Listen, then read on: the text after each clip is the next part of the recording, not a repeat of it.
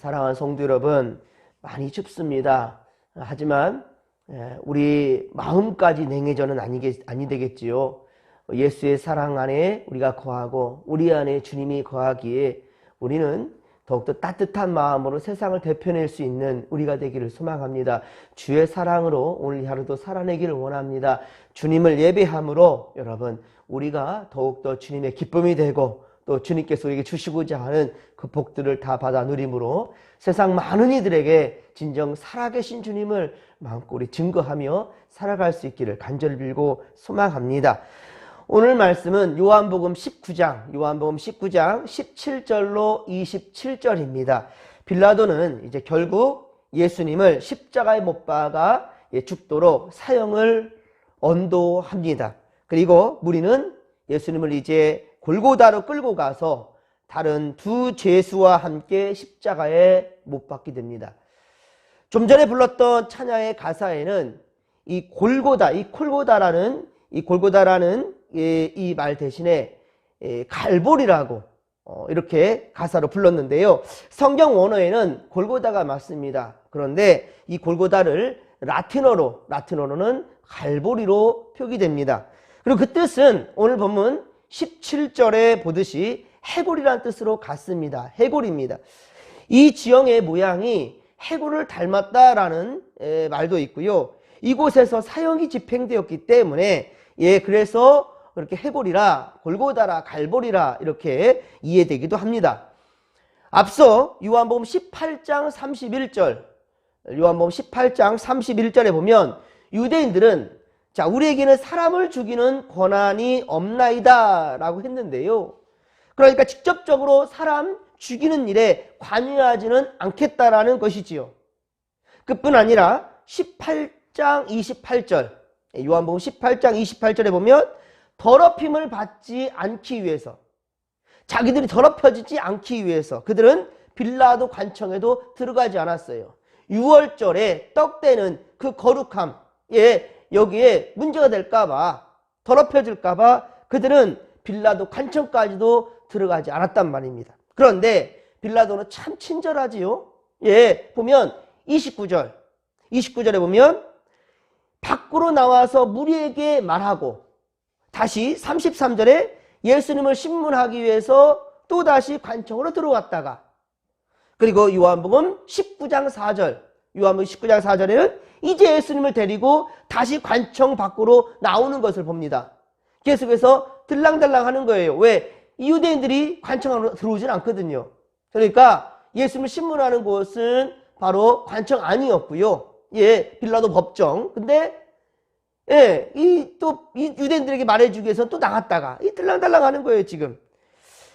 이제 예수님을 데리고 관청 밖으로 나오는 것, 우리 참 이 모습 속에서 끝까지 유대인들이 자신들은 참으로 거룩한 척하는 그런 참으로 좀 역겨운 그런 모습을 보게 되죠. 그렇다고 저들이 거룩하여 진정 죄가 없다는 것인가? 그럴 수 없습니다. 그들은요, 요한복음 18장 40절에 그리고 요한복음 19장 6절 그리고 15절에 빌라도가 예수님을 놓으려고 할 때, 빌라도가 예수님에게서 죄를 발견할 수 없다, 그래서 풀어 놓아주려고 하는데 그들은 오히려 어떻습니까? 고래고래 소리를 지르면서 예수님을 십자가에 못 박으라고 그렇게 하였습니다. 직접적으로 예수님께 핍박을 가하지는 않았다 할지라도요, 그들은 이미 메시아를 죽이는 범법자들인 것입니다. 그래서 성경은 24절에 보면 로마 군인들이 예수님을 십자가에 못 박은 그들이었지만 요한복음 19장 16절, 17절, 18절 내리말씀을 보면 계속해서 다른이라고 말하지 않고 그들이라고 말하고 있죠. 이 그들이라고 말하고 있는데요, 사실 이 그들은 유대인들과 그들의 종교 지도자들을 가르치는 말입니다. 19절에 보면 빌라도는 예수님께서 달리신 십자가 위에 패를 써서 붙였습니다. 그런데 이 패는 나사렛 예수 유대인의 왕이라, 나사렛 예수 유대인의 왕이라 라는 말을 히브리어, 로마어, 그리고 헬라어로 써서 달게 하였습니다. 이것은 누구나 이 사람이 유대인의 왕이라는 것을 그렇게 알아야 한다라는 빌라도의 주장이었죠. 그리고 이것은 하나님의 역사인 것입니다. 왜냐하면 예수님의 이 십자가 달리시는 사건은 단순히 유대인들과 로마 사람들 이들만의 문제가 아니라 바로 온 인류가 알아야 되기 때문인 것이지요. 앞서 14절에도 빌라도는 분명하게 말합니다. 유대인들에게 이르되 보라 너희 왕이로다. 너희의 왕이다 라고 말한 바 있습니다. 그렇습니다. 사도신경에 빌라도의 이름을 넣는 것은 말씀드렸었죠. 이 자신들의 죄를 회피하기 위함보다는 본디오 빌라도의 고난을 받으사, 근데 우리가 쭉 지금 말씀을 보지만 본디오 빌라도 고난을 받은 것보다는 유대인들이 특히나 지도자들, 종교 지도자들, 대제사장들에 의하여서 지금 죽음에 처하는 것 같습니다. 아니 그것이잖아요. 그게 팩트입니다.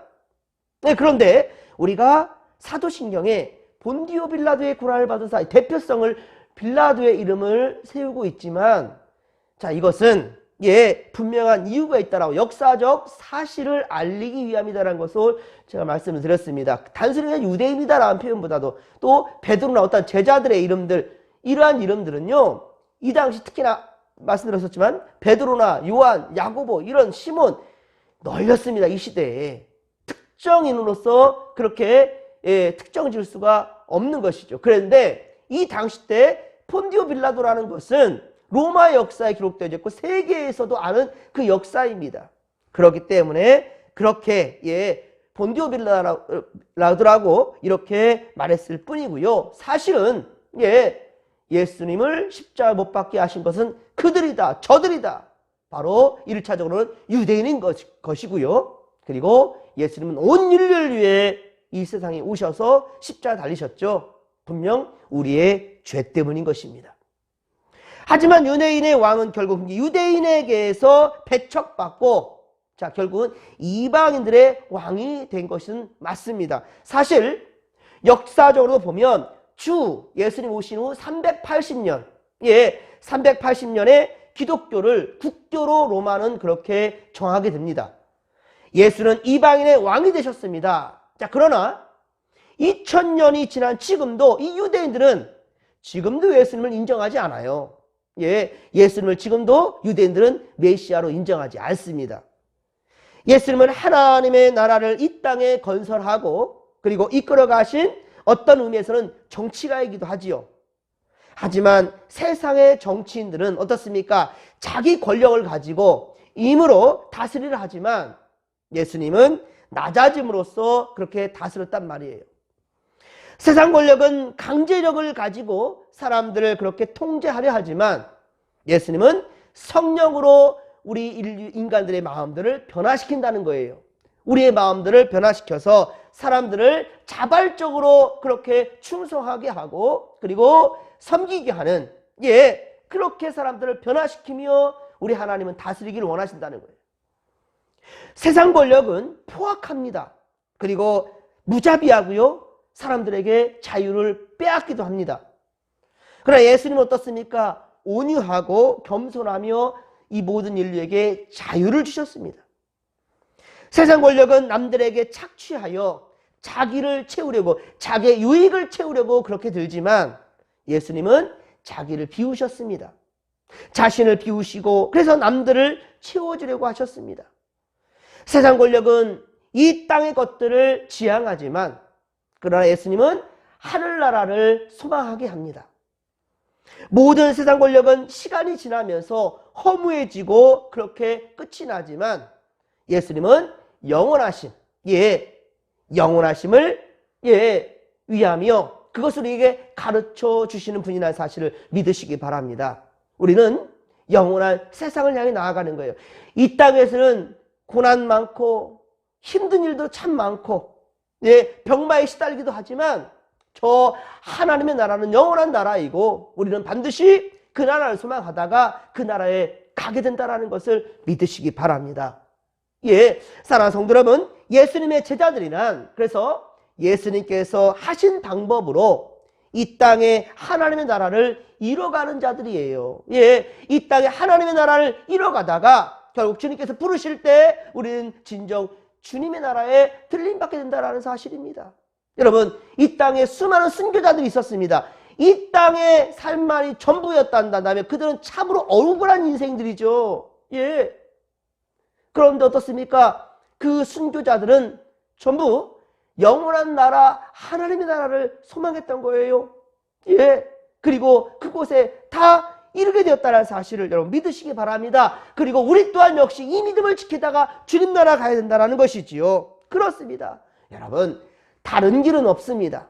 오직 예수 그리스도만이 길이요, 진리요, 생명이라는 사실을 믿으시기 바랍니다. 그러나 만일 교회가 다른 길을 추구한다면, 교회가, 성도가 다른 길을 추구한다면 교회의 기초는 무너져 버릴 것이고요. 우리가 주의 전이라고, 우리 안에 성령님을 모시고 사는 우리가 바로 주의 전이라고 자부한다 할지라도요, 결국 우리는 버림받게 될 것입니다. 유대인들이 인식하는 하나님은요, 사람과 전혀 다른 차원의 존재로 하나님과 사람은 완전히 분리되었다라고 이해했습니다. 이것이 유대인들이 가지는 하나님의 거룩함과 그리고 경외심의 근거로 삼았어요. 예, 그러나 하나님과 사람은 완전히 분리된 존재가 아니란 말입니다. 원래 하나님은요, 사람들 가운데 머무셨어요. 아담과 하와는 동산에 그렇게 거니시는 하나님을 그렇게 배웠고요. 에덴에서 쫓겨난 이후에도 어떻습니까? 사람은 하나님과 끊임없이 소통하였습니다. 그리고 오늘날 우리는 끊임없이 오늘도 우리는 살아가면서 주님과 계속해서 하나님과 소통하는 그런 인생이라는 것이지요. 게다가 여러분, 출애굽하여서 광야의 생활을 할 때에도 성막을 짓고 언약궤를 만들므로써 하나님의 거룩한 임재는 늘 이스라엘 백성 그 가운데에 그렇게 있었다는 말입니다. 또 하나님은 자기가 택한 자들에게 성령을 부어주셔서 하나님과 끊임없이 소통할 수 있게끔, 예수님께서는 가시면서 제자들에게 하신 말씀이, 나 가신 이후에 보혜사 성령님을 너에게 보내신다 그랬어요. 보혜사, 은혜로 돌보아 주시는 분이에요. 우리에게 카운셀러, 항상 의에 의로우신 바로 상담자가 되어주시는 우리 성령님, 그리고 그분을 우리가 항상 모시며 살아가는 우리는 거룩한 성전이 되는 것이죠. 이런 모든 일들을 통해 우리는 하나님의 사람과 소통하기를 원하시는 하나님이라는 사실을 우리는 깨달아야 된다는 것이지요. 특정한 사람만이 아닙니다. 그렇다고 하여서. 근데 이 유대인들은 자기들만 특정한 사람이라 그래요. 그렇다고 해서 하나님 우리 안에 거한다? 말도 안 되는 생각했고요. 항상 하나님과 사람은 다른, 물론 하나님과 우리는 다릅니다. 분명히. 그러나 그 하나님이 우리 안에 계신다니까요. 그런데 유대인들은 이것을 이해하지 않습니다. 그러면서도 자기들은 구별된 특별한 사람들, 선민사상을 가지고 있는 그들입니다. 참 교만한 자들이죠. 예수를 믿는 모든 자들은 하나님과 소통할 수 있다는 사실을 저들은 인정하지 않는 거예요. 하나님은 멀리 계시지 않으십니다. 바로 우리 안에 살아계심을 믿으시기 바랍니다. 오늘도 그 좋으신 하나님은 우리와 동행하실 거예요.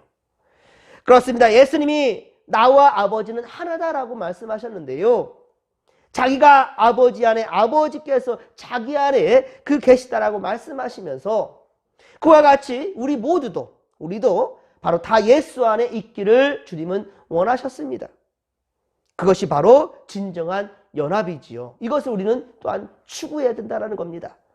그러나 유대인들에게 이러한 연합은 신성모독으로 보았습니다. 신성모독이라. 그래서 예수님을 죄인으로 그렇게 정죄한 것입니다. 이제 23에서 24절, 오늘 보면 23에서 24절에 로마의 군인들은 예수님의 겉옷을 그렇게 4조각으로 나눠 가졌고요. 예수님의 속옷은 통으로 짠 귀한 것이어서 나누기가 아깝다 해서 제비 뽑아 그렇게 나누어 가졌습니다. 그런데 이 일은 성경 시편 22편 18절, 성경 시편 22편 18절에 내 겉옷을 나누며 속옷을 제비 뽑나이다 라는 말씀을 그렇게 성취하게 하였던 것입니다. 25절에 보면 십자가에 고난받고 있는 예수님 곁에는 자, 이렇게 또 사람들이 있었는데요. 예수님의 어머니, 그리고 마리아와 이모와 글로바의 아내 마리아, 그리고 막달라 마리아가 그곳에 함께 서 있었고요. 제자들 중에서는 제자들은 다 도망가 버렸습니다. 예수님께 함께 있던 자들이 어마어마하게 많았어요. 여러분들 오병이어 사건만 하더라도 그곳에는 남자 장정만 5천 명이었어요. 그러니 남녀노소 다 합친다 한다면 몇만 명이 될지도 몰라요. 그런데 그 자리에는 없어요. 제자 중에는 오직 단 한 사람 요한밖에 없었습니다. 예수께서는 어머니 마리아에게 자, 이 요한을 향해서 말합니다. 보소서 아들이니다. 마지막 인사를 하시고 그리고 사도 요한에게도 보라 내 어머니라 라고 하시면서 어머니 마리아를 요한에게 그렇게 맡기셨습니다. 그렇습니다. 예수님은 비록 잠시 육신을 빌려 이 땅에 오셨지만 그러나 육신의 부모를 자, 끝까지 공경하셨습니다. 이 명을 따른 요한은 제자들 중에 유일하게 순교하지 않았어요. 예수님의 제자들은 전부 다 순교를 하였고 그리고 이 근대까지 오도록 수많은 순교자들이 있었고요. 자, 그런데 사도 요한만큼은 순교하지 않았고요. 90세 이상 장수하였다라고 봅니다. 자연사했다라고. 그리고 그가 아주 중요한 일을 또 사명을 감당하는데 그것이 바로 반모섬에 유배되어서 그곳에서 바로 요한계시록을 기록하여서 오늘날 우리에게까지 이 계시록 우리 손에 들려지게 하였던 것이죠. 사랑하는 성도 여러분, 우리는 지금 무엇을 의지하고 있습니까? 그 의지하는 것이 혹시 우리 주님보다 더 우선하진 않습니까? 오늘 주님은 우리에게 말씀하십니다. 거기 너 있었는가? 거기 너 있었는가? 그때 여러분 오늘도 우리는 이 물음에 아멘으로 답할 수 있기를 바랍니다. 주님이 이후에 우리를 만날 때 너 이 땅에서 무엇하고 왔느냐? 너 세상에서 무엇하고 왔느냐라고 물을 때 여러분 무엇라고 대답하시겠습니까? 주님이 우리에게 주신 사명들 귀한 생명 살리는 역사 우리 감당해야 될 텐데 그에 앞서 중요한 게 있습니다. 그것이 무엇인가? 하나님을 예배하는 겁니다. 하나님을 예배하는 것 그리고 그 예배가 삶이 되는 현장에서 하나님은 크신 역사를 이루신다라는 거예요. 생명 살리는 역사도 우리가 감당하는 것, 우리가 주체적으로 하는 것이 아닙니다. 분명한 것은 우리를 통해 하나님이 하시는 거죠. 그런데 그러기 위해서는 우리가 말씀을 온전히 받아야 되고요. 말씀 안에 거해야 되고요. 바로 예배를 드리는 성도들 또한 그 예배하는 성도들은 삶이 또한 역시 예배하는 현장이 된다는 것이지요. 여러분 주님은 지금 십자가에 매달려 돌아가시는 현장인데 이 자리에 제자들은 다 떠나가 버렸습니다. 여러분 우리가 예배한다는 것은 나를 부인하고 내 육의 욕심과 생각들 다 지금 제자들 왜 도망갔습니까? 자기 살랐고 도망가서 살랐고. 그런데 우리가 예배하는 것은 예배함으로 나를 부인하고 우리에게 주어진 십자가를 짊어지겠다라는 그 다짐과 각오입니다. 오늘도 여러분 우리에게 주어진 십자가를 옳게 짊어지고 주의 길을 따르는 성도들이 되기를 주님의 간절히 축원합니다. 자, 이런 주님을 의지하며 그리고 정말 우리가 해야 될 것 진정 이 땅에 풍요로움을 누리고 산다 한다 할지라도 주님을 알지 못해 참으로 하나님 나라에 이르지 못하는 그 사람들을 우리가 불쌍한 마음으로 바라봐야 될 것이고요. 그리고 육신도 마음도 영혼도 병들어 있는 그런 성도들과 그런 세상 사람들을 향하여서 우리는 함께 기도하며 나가야 되겠습니다. 이 시간 우리가 기도할 때 하나님 그들과 함께 하실 것이고요. 특별히 우리 진목교회 몸도 마음도 상해 있고 아파 있는 성도들이 참 많습니다. 여러분 우리가 함께 중보하십시다. 기도하십시다. 주님께서 반드시 은혜를 베풀어 줄 줄로 믿습니다. 자, 이 믿음 가지고 주여 삼창 부르며 기도하며 나갑니다. 주여 주여 주여. 살아계신 하나님 아버지 고맙고 감사를 드립니다.